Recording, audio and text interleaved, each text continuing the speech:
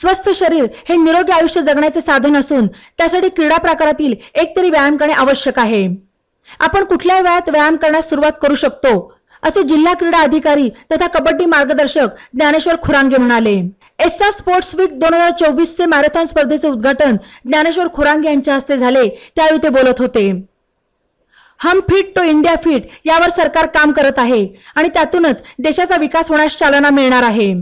आपण आपल्या मुलांमध्येही मैदानी खेळाची आवड निर्माण करा. त्यांच्यावर आपण सकाळी लवकर उठून व्यायाम करा आणि मैदानी खेळ खेळा, असे आवाहनही यावेळी बोलताना खुरांगे यांनी केले. यावेळी कॉम्रेड मॅरेथॉन विजेते इंजिनियर विलास भोजने, असोसिएशनचे अध्यक्ष रमेश कारले, स्पोर्ट्स कमिटी अध्यक्ष भूषण पांडव, सचिव प्रदीप तांदळे, आशिष कापसे, झोएब खान, अमेय कुलकर्णी, रियाज शेख, उपाध्यक्ष आदिनाथ दहीफळे आणि सभासद उपस्थित होते.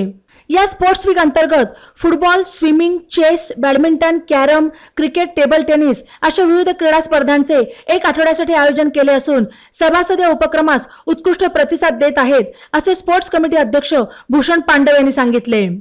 यावेळी दृष्टी गेलेले पत्रकार अजय धोपावकर यांनी या स्पर्धेत सहभाग नोंदवून बाकी स्पर्धकांना प्रोत्साहित केले.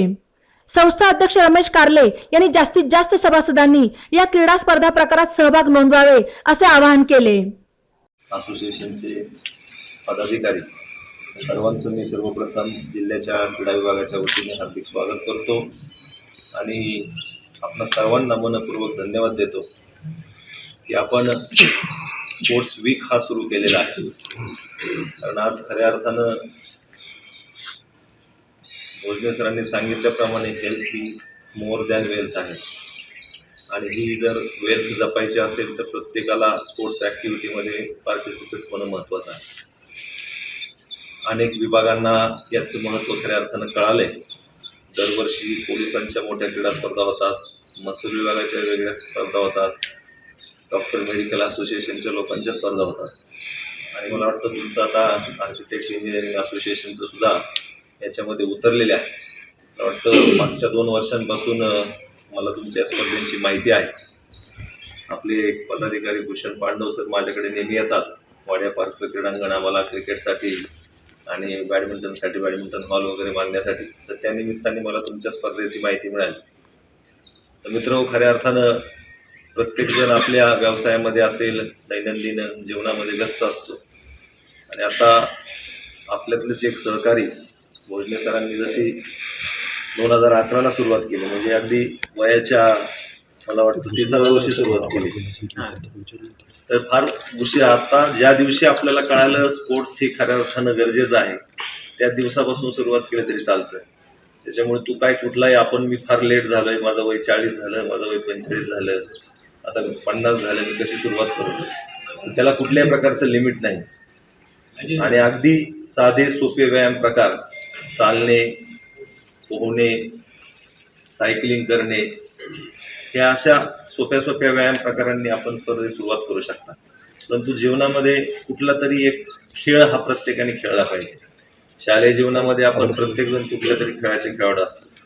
मला वाटतं मोस्टली नाही खेळलं तर आपण कबड्डी, खो खो, व्हॉलीबॉल असेल, ॲथलेटिक्स असेल, अशा कुठल्याही प्रकारांमध्ये आपण प्रत्येकजण आपल्या शालेय जीवनांमध्ये सहभागी झालेला असतात आणि नंतर आपण आपल्या प्रापंचिक आणि व्यावसायिक व्यापारामध्ये अडकल्यानंतर आपण त्या खेळापासून लांब जातो आणि मग तिथून पुढं खऱ्या अर्थानं गरज असते स्पोर्ट्स करण्याची आणि त्याच वेळेस आपण प्रत्येकाचा खेळामधून ब्रेक झालेला असतो. प्रमुख पाहुणे, आपले सर्व इंजिनियर मित्र,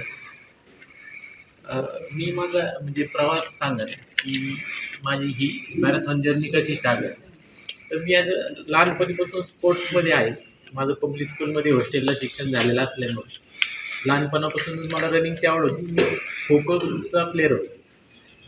पण जसं जसं म्हणजे इंजिनिअरिंग 10वी नंतर थोडक्यात खेळ म्हणजे बंद झाला, व्यायाम बंद झाला किंवा रनिंग बंद झाली. त्यानंतर इंजिनिअरिंग झालं आणि व्यवसायात सेटल व्हायच्या हिशोबाने आता 2010पर्यंत माझं पूर्ण स्पोर्ट ॲक्टिव्हिटी बंद होती आणि थोडंसं वजन वाढलं होतं.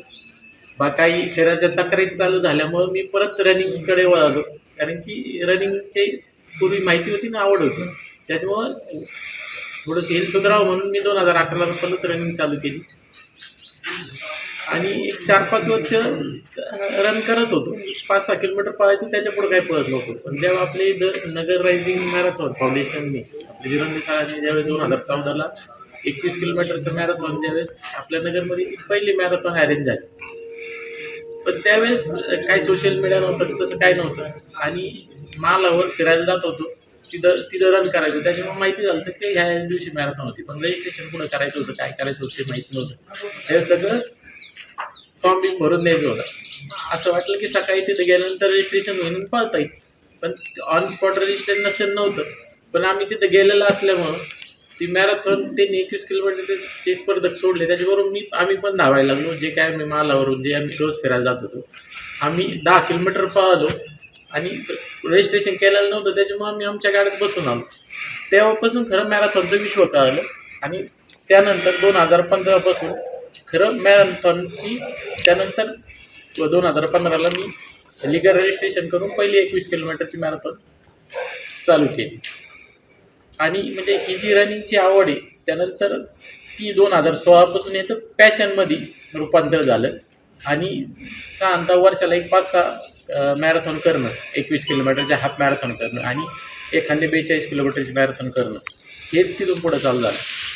आणि ज्यावेळेस ह्या मॅरेथॉनच्या विश्वात आल्यानंतर, कारण की रनर म्हणलं का तो 21 किलोमीटर ज्यावेळेस पळतो, 10 किलोमीटर पळतो, त्या पुढच्या वेळेस 21 पाळणार, त्याच्या पुढं 42 पाळणार, असं. आणि मला पहिल्यापासून कसं होतं की लॉंग डिस्टन्स, म्हणजे जर त्या स्पर्धेत जर लॉंग डिस्टन्स फुल मॅरेथॉन असेल तर मी फुल मॅरेथॉनच भाग घेणार.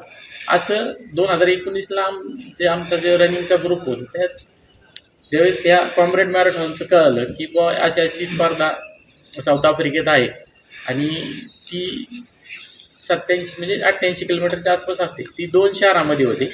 एक तर डरबनपासून पीटरमॅटिक्स शहरापर्यंत पळत जावं लागतं, किंवा तिथून हे म्हणजे पीटरमॅटिक्सपासून तर डरबनपर्यंत असा रूट असतो.